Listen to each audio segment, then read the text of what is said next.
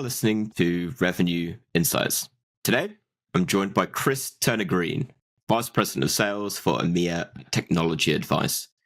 Chris's career has seen him take senior sales leadership positions across B2B in international digital and national news media. Chris, it's a pleasure, and I know I talk to a lot of software folks on this show. I'm very interested to talk media sales today. Thanks, Lee. Thanks for having me. I'm really excited to be here and to share my thoughts and opinions on where we are in the world today. Excellent. Let's begin then on, I'd love to hear a bit more about you, your story, how you got to where you are today. Thanks. Yeah. So I left uni like most people, not entirely sure what I wanted to do with my career. I knew I wanted to do either sales or marketing, and I ended up selling to marketeers. So I sort of found that magic happy space between the two of them. First starting in national media, as you said, selling media solutions for the Sun, the Times, and the Sunday Times. Back in the day when print was king. So that obviously quickly changed and moved to digital. I left there, having been there for 17 years, trying to man and boy and doing everything that could be considered in that industry. Moved on to international media. And during that time at international media, I discovered my love of demand generation and B2B advertising. Through that, I found a connection into TechnologyAdvice. As you said, I am now VP of Sales here, leading EMEA and driving the business for SaaS companies to reach new customers. Excellent. And I think as I kind of started the show was today and the conversation, I think a lot of folks listening will have a very good understanding from a like B2B sales perspective, but perhaps don't have too much insight into B2B media sales. So what would you say is unique about B2B media sales compared to B2B sales more generally? Sure. So B2B sales and SaaS sales normally is looking for high ticket price items and also long-standing SaaS agreements, 12 months or longer to be able to go through. The world of B2B marketing and media is the fact that you're normally selling per campaign, which can be 1 month or 3 months. That means that you're continuously seeking renewals, upsells, cross-sales, and net new customers in. You don't enter a quarter or a year with a very large percentage pre-booked. You're selling in the quarter for immediate activation. That makes it exciting. It also makes it volatile, but it means that you're looking for customized solutions there as well. You don't have like 3 different packages or 4 different packages that you can choose from. Everything starts from scratch and understanding what the customer's needs are and then seeking the best solution to deliver on them. What does that look like from the seller's perspective, where I really like the idea of really understanding the customer's needs and tailoring the solution that is required, but I had the opportunity to kind of get under the skin a bit of what TechnologyAdvice does before this, but yeah. I know you do lots of different services that you are selling for customers. So how are you getting your reps up to speed, knowing, taking this approach of, they're the expert, right? And so they are tailoring the solution to the client. But when you have so many different solutions, how do you get them to a stage where they're able to do that successfully? Good question. I think it's nearly impossible to sell a solution unless you know what the customer's goals are at the end of it.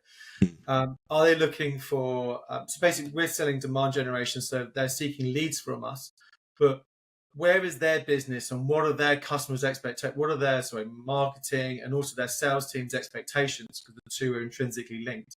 Are they looking for top of funnel leads where they're going to need to nurture them and look to get ahead of the market and build a brand reputation early? Or are they looking for bottom of funnel leads where they're looking to convert them to sale really rapidly and really quickly?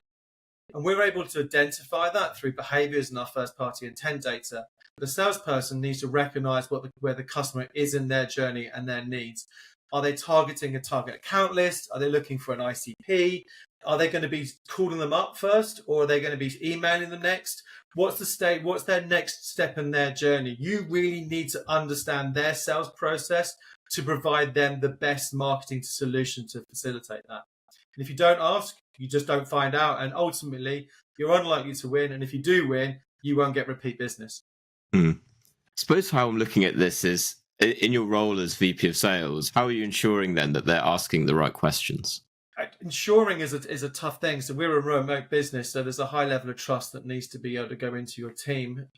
We provide high quality sales presentations and informations, but fundamentally our CRM and our sales process is set up that it's nearly pretty much impossible to make a proposal offer without understanding what the needs are, because we have so many variables set up to us to be able to make that happen. It's not as simple as saying we're going to push them into box A, B, C, D, or E, and we're going to make a best guess for it. Everything started from scratch. So without being able to have the answers to those questions, we don't know where to build. So the salesperson has a very long onboarding process. We're pretty proud of that. It takes about 3 weeks to get through the whole training and understanding. We take it right the way back to what is demand generation? What is the value of publishing in our services and solutions? What do our brands stand for? As much as how does each and every single option they have available to sell and how you combine them together make a difference? And so when you have all that input in place, then you're able to make sure you have the best team there. I'm a real true believer that training is one of the most important things you can do. Training should never stop. We definitely believe in that. But if you don't have the right training in place, then you can't make it happen. I want to take us into, I guess, one of my favorite topics, and you kind of alluded to it previously, was data. And I know you were talking about first-party intent data. So let me ask probably a bit more broadly to begin with. What role does data play in your sales process? Sure. I mean, data is fundamental in everything that happens in today. I mean, whether you're looking at data and performance or you're looking at intent data. On intent data, we're able to extract intent data from the fact that we have a portfolio of 30 professionally created websites.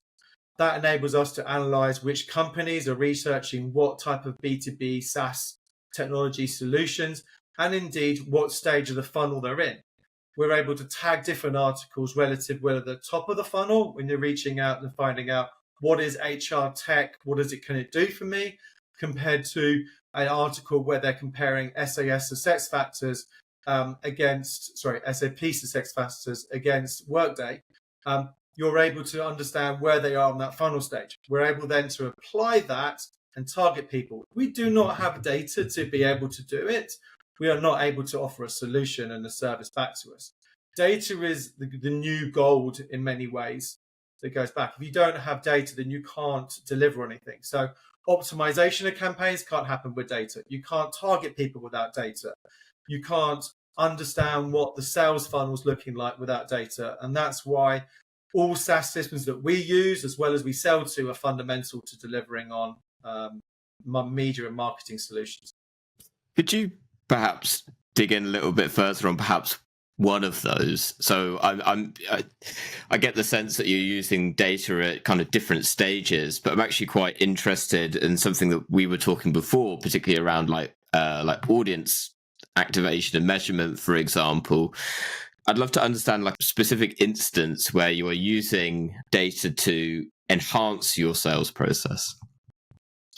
Yeah. So in terms of enhancing our sales process, we're able to identify intent data coming in to recognize when someone's in market and interested in purchasing let's say a CRM system. We recognize that data, that company is showing it. You may have a company that hasn't researched on our websites for 5 years about anything or about CRM. Suddenly, 3 people from that company, that domain, drop onto our websites and research what's the best CRM system in there. We're able to recognize that, and then we're able to sell that as part of a demand generation or ABM campaign back to a SaaS company that provides CRM software solutions. So if we don't have that data, we can't sell it. Now, how do we sell that data? We're not selling it as an IP address, we're selling it as a lead, right? And that person's had to consent to be contacted by that new company that's being able to go through. And what we're able to do is hook that all up together using what's often regarded as content syndication. What's an initiative that you're working on at the minute that you're most excited about? Most excited about is right now, if you're looking at sort of B2B buyers, 50% of buyers are millennials, and the ever increasing amount of also Gen Zers. And that means that compared to the days when I was first in the work environment where I could, I left my work, it was 5 days in the office, I was working on a desktop and I left and you couldn't get in contact with me because of the way that we are today, flexible working, remote working, hybrid working, having mobile phones and laptops and iPads. It's very difficult to disseminate the difference between B2B and B2C. So that means B2C trends are really coming in to B2B environments. So we need to now think differently in terms of how the buyer's journey is happening. Gartner has a very good image that talks about a really overly complex buyer's journey, which recognizes buyers that come in. It's a big mess on purpose in a way, and it's not a linear fashion. But because of the B2C journey, it means that things like attention and brand awareness are now more important than it ever has been. And for me, that means that B2B media solutions and B2B marketing ideas are continuously changing and evolving. And what was good today didn't exist 12 months ago. And what is good and what will happen in the near 12 months will be completely different. And attention is the key detail to that now. Recognizing that someone has seen a brand, recognized a brand, what the value is, and then activating that at every single stage of the funnel. So there's a lot of things, obviously, that we can't share in a public podcast, but attention is the key thing that has moved from B2C to B2B, which is fascinating at the moment. How do you apply that within kind of your approach with TechnologyAdvice? Because I understand that that's kind of the service that you are offering to customers, but I guess where I'm getting at is in terms of sipping at your own champagne, right? So your approach is, can see the value of having this awareness that folks come to you. And I know, the kind of companies that you work with are large enterprise scale organizations, right? So how do you go about generating that awareness and grabbing that attention of folks in the enterprise space? Can you ask the question again? I do apologize. So how do you go about drinking your own champagne with that in mind? So you speak a lot of the importance of having attention and generating awareness so that you are constantly front of mind for potential leads and potential accounts. And I know the kind of folks that you work with are enterprise size companies, right? So how do you as TechnologyAdvice go about ensuring that you are grabbing that attention with prospective clients internally? Sure, thank you. It's a challenge. There are some very well-established brands. I'm VP of Sales for EMEA, and so in many regards, we are seeking to upset the apple cart of the more established players over here. So we need to stand out and we need to be different. And you can't just have one solution. So right at the moment, we're pushing quite heavily on thought leadership and case studies, as well as offering differentiated solutions, as well as then doing all the other tactics that B2B SaaS companies are doing: email outreach, advertising, SEO, and alike. I'll go into a couple of those points. In terms of thought leadership and case studies, they are fundamentally important now. If our solutions that we offer and other providers offer, there are similarities between what we offer and what other people do. We obviously believe that ours are better and have a better brand value attributed to it. But you have to be able to sell that. And the best way to sell that and inform that is to tell a story. And that's why case studies are so important. People remember a story so many times better than they remember a number. And that's a key message for us in terms of going through who are our best case studies, how we delivered well on them, getting them to talk about it. And those are some of the things you would have seen probably most recently in the last 2 weeks when we're recording this, as well as you'll see continuing going forward. I think that's fundamentally important as well. And the sales guys also need to be brand ambassadors for what we're doing. They on LinkedIn need to be talking about our companies in manners of ways and thought leadership and engaging with our customers, right, on all the different platforms we're able to do that on. And then we use our own tasks and solutions that we have as well. It's such an interesting point because I think regardless of the size of your organization, the demand for thought leadership has kind of exploded over the last few years. Yeah. And it's a race to be front of mind where it's almost, and particularly I think there's been a shift away from just brands becoming that thought leader, but you've also got the individuals within the organizations really trying to become that thought leader as well. What would you say from your experience you've seen work in the sense of thought leadership? The most important thing is not to regurgitate what everybody else has already said and have a differential point of view. Mm. Uh, you, as you said, the reason why there's so much thought leadership out there is because it works and people remember it. And people come to you and seek you out and remember that you gave this little nugget piece of information 3 months, 6 months, or 12 months ago, before they're making a purchasing decision. I remember where they got that from and they held you in high regard. To differentiate your thought leadership, you've got to think differently. I personally find it cringeworthy when you get to the December period to early January period where everyone proclaims what the next 12 months is going to look like. And they all basically just extend the current trends and projections out. That's not thought leadership. That's extrapolation of where we are today. I think true thought leadership is recognizing something that's happening a long time in the future. Right now, anyone who says the future trend is going to be AI, absolutely it's going to be AI, but we're already there, right? This is not a new thing, right? What we should really be thinking about is what is the implications of AI going to be, right? Not in terms of what's AI going to do, but what's that effect going to have moving forward, right? What is AI going to enable us to do next that no one's thought of? That's where the next trend's going to be. And then how is that going to adapt our lifestyles and our outlook and our jobs? I talk often about how is AI going to affect sales, for example, right? So will AI replace salespeople? No, right? But those people who use AI will replace those people who don't use AI. At the same time now I'm a B2B publisher, right, as well. People come to our sites, don't expect to see an article written by AI. They expect to see an article written by a professional journalist. It's got well researched, understood, high opinion, well regarded. They go there for that. So AI doesn't work for us there, and that's the challenge that you have. Will AI replace Google in some shape or form? To a degree, probably not completely, and Google's has got their own solution. But that's, I think, where people need to differentiate themselves. They can't just extrapolate out. They need to be differentiated. They need to think clever and work on what the implications are of what these trends are going to be.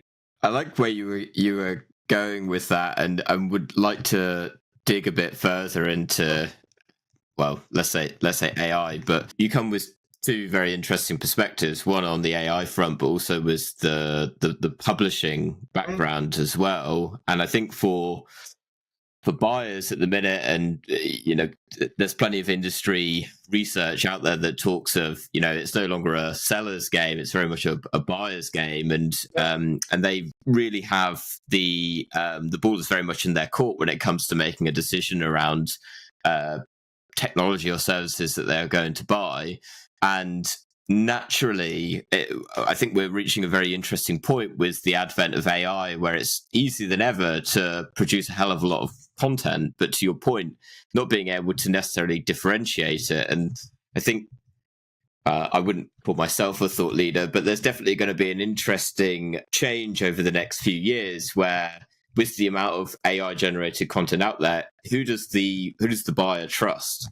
And can they trust in the information that they're seeing that's available out there, considering the sources that it's coming from?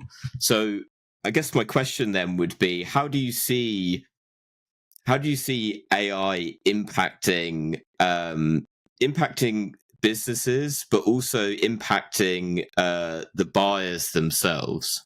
Through my career, I've worked for publishers, and I truly believe in the value of professionally created media. Now, whether that's in a red top newspaper like The Sun, or whether it's in B2B media like Tech Republic, where I work now, the value, while the content is completely different, you've trusted someone to write that article, and it has to stand up to some level of truth that sits behind it. AI right now crawls across the web, right, and all data sources, and then extrapolates and does some incredibly credible things. But the problem is, if the origination of that sits in something that is less than trustworthy, then you have some challenges. I also have a situation where you can I use ChatGPT, right, to improve some of the things that I write, right, but I use it to improve it. But if I ask ChatGPT to go off and I go, I'm not sure that's right, it will then correct it. So what was it wrong? Was it not wrong in the first place to be able to go back? So the validity of AI is still a bit questionable, but it's an amazing advance that goes through. Going back to sales and the environment, yes, the problem is that AI enables you to scale with all the other tools that are available out there. With the Sales Loft or Apollo and other ones like that, you're able to send out a phenomenal number of emails, and AI enables you to write a phenomenal amount of words. But the problem is that they all look exactly the same. Now, I saw a recent report not so long ago saying that about 50% of emails that are written by AI can be spotted as written by AI. That's a problem, because no one wants to be currently right now wants to be sold to by a computer. They expect a human to be on the back end of it, unless it's a low ticket price item or an easy purchase to buy where they can just go on and click through the system and make a purchase and download it or get access to the tool. So the difficulty now is finding that happy medium. Now, for me personally, AI should be an enhancement in the same way that you used to use Google or still do. I want to find just where's this industry going? What's my thought can be on this? It's a stimuli to get you to put your own information through. And that's what we should be using AI for, and absolutely should be using to improve grammar and cutting down the length of emails. I remember, I look back at some of my emails that I wrote many years ago, and you print it out and recover 2 sides of A4. I can now get it into a paragraph and a half. I can do that naturally, but also AI can improve it. And I think that's going to make sales better.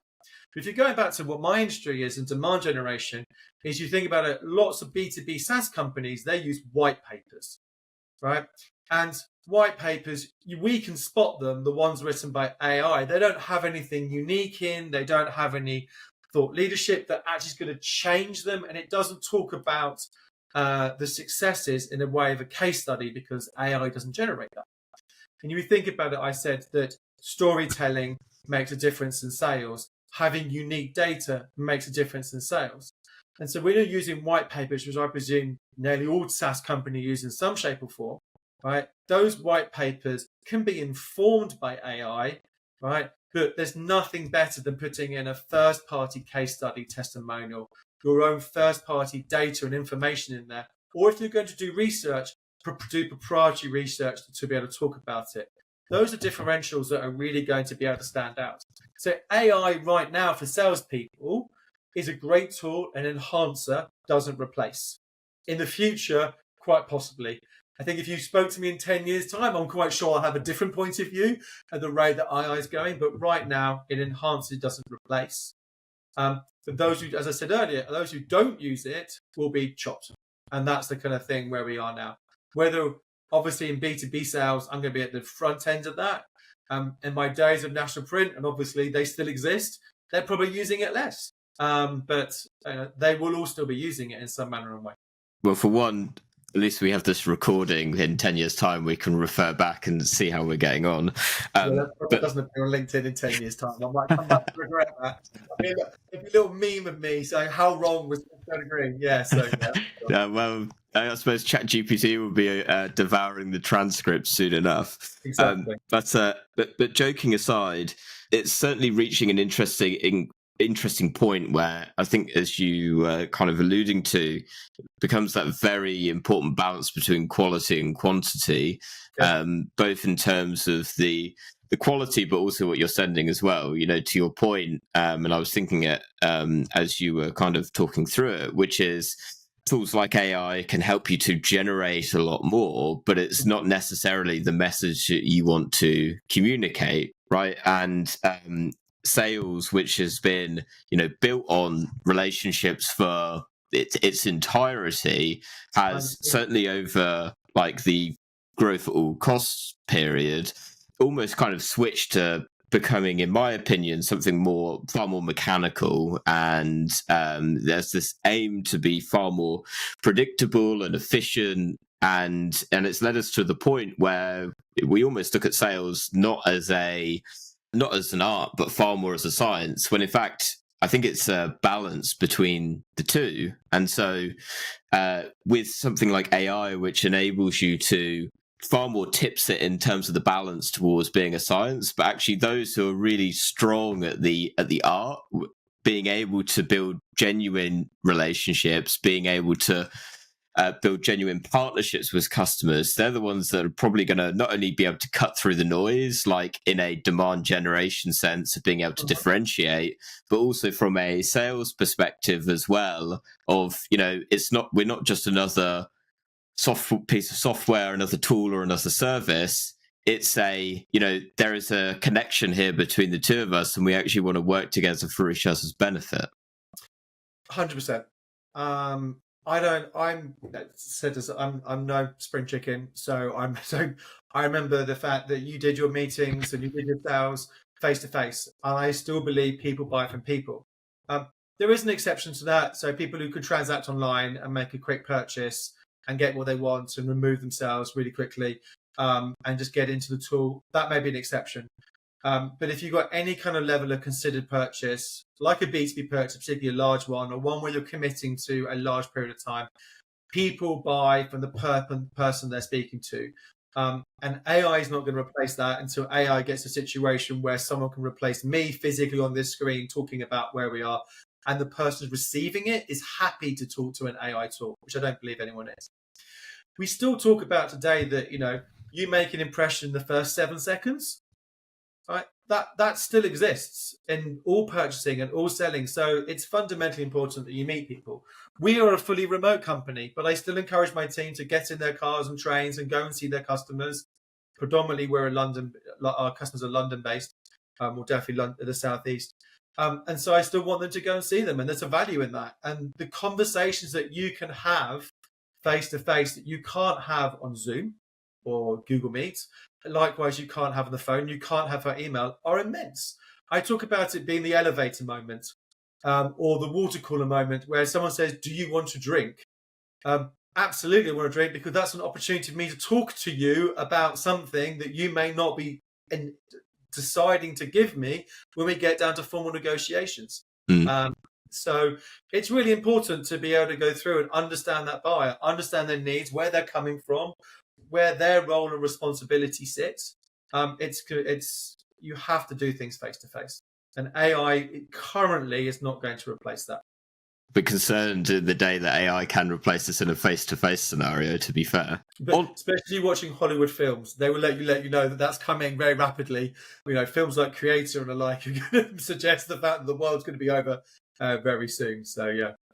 Based off of what we were just talking about, I'm curious then, and you mentioned earlier in our conversation the kind of the onboarding process that you have internally and the sales process that you have that, by the sounds of it, really give solid guardrails for your team.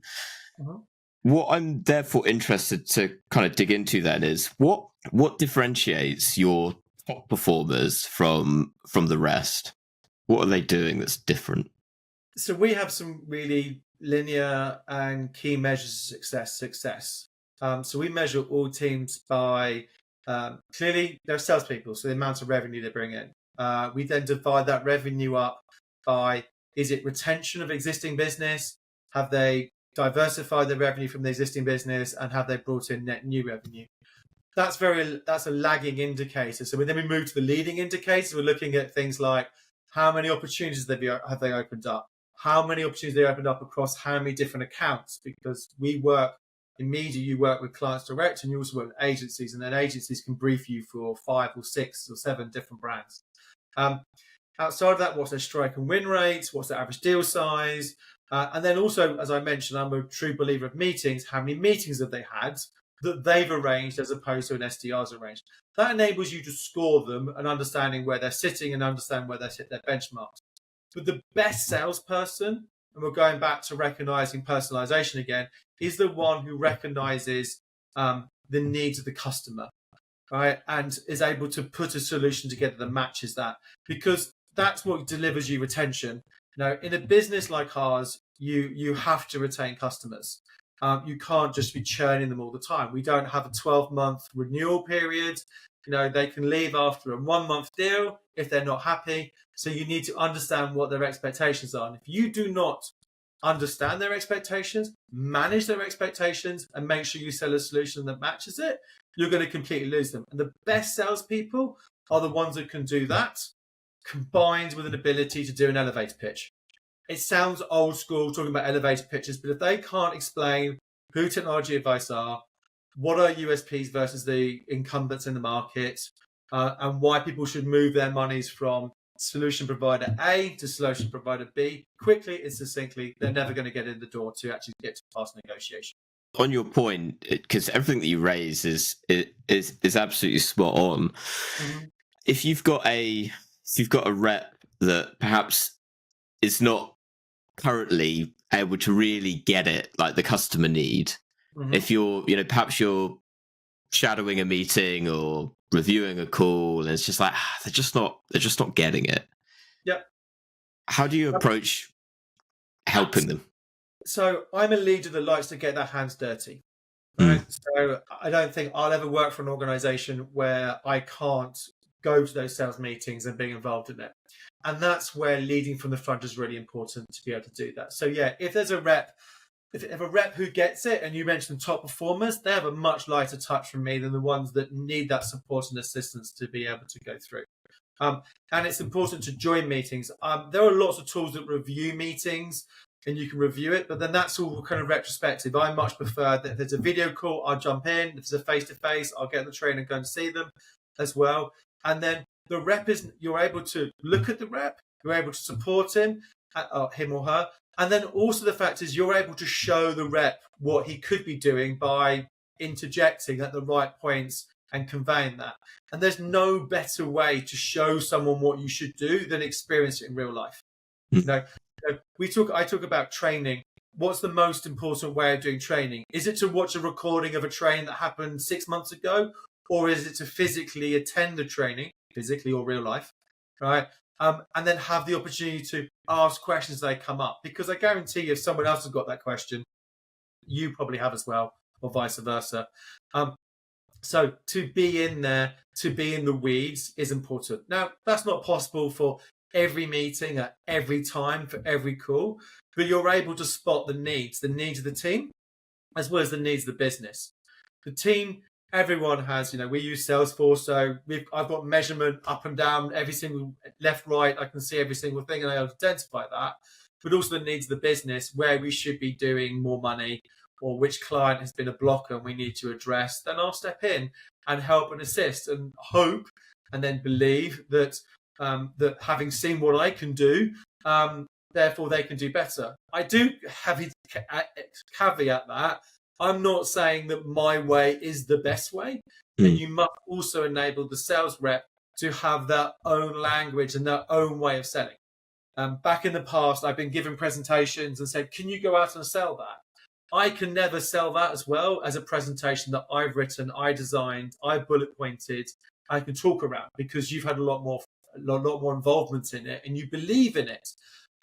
So that's really important for me when the sales guys talk about it. If I give them decks and presentations, I say, look, this is a really good one that's been created either by me or by someone else in the business.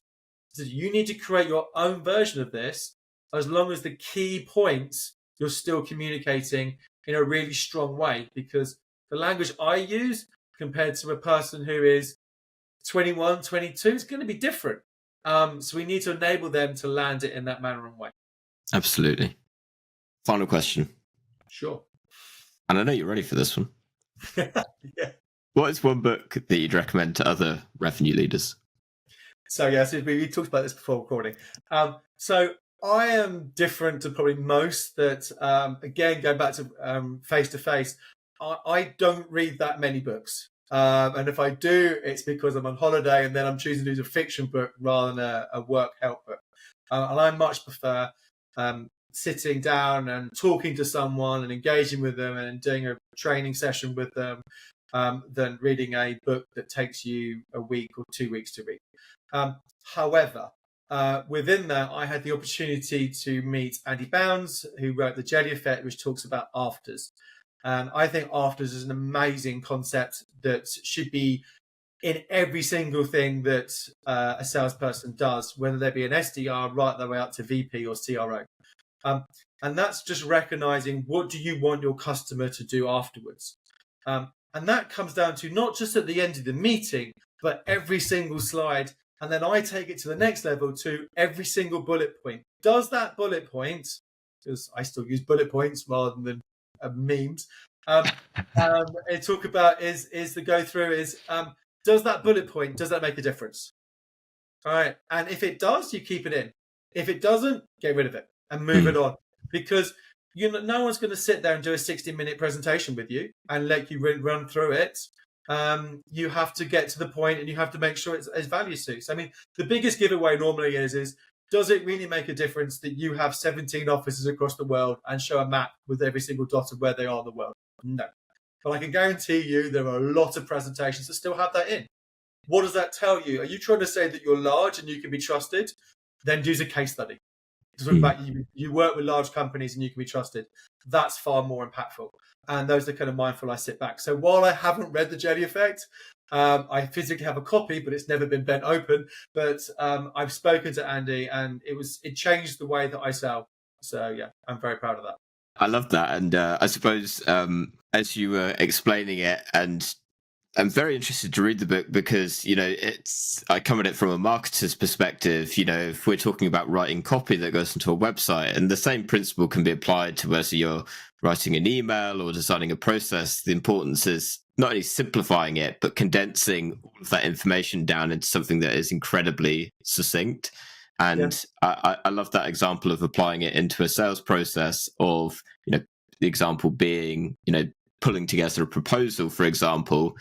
The amount of times I go through and either review something and I might fluff, like, this is fluff, that is fluff. I trained to be a journalist, and like in my head I'm just like, no, all of this, like, completely unneeded, and you just condense it down to the single most important bit and most valuable bit is incredibly important. Entirely. If you talk about it, he takes presentations. I'm not sure I live by my rules exactly to the line, but I used to have a thing that there was no more than 5 bullet points per slide, no more than 2 lines per bullet point. You can get around that by using type and smaller font sizes, but you still have that information in place. And that's the way you should communicate it. Does it add value to your conversation? If it doesn't add value, there is absolutely no point in being there. I use the example of where the offices are in the world. Does it also matter that the company was established in 1998 or 2004?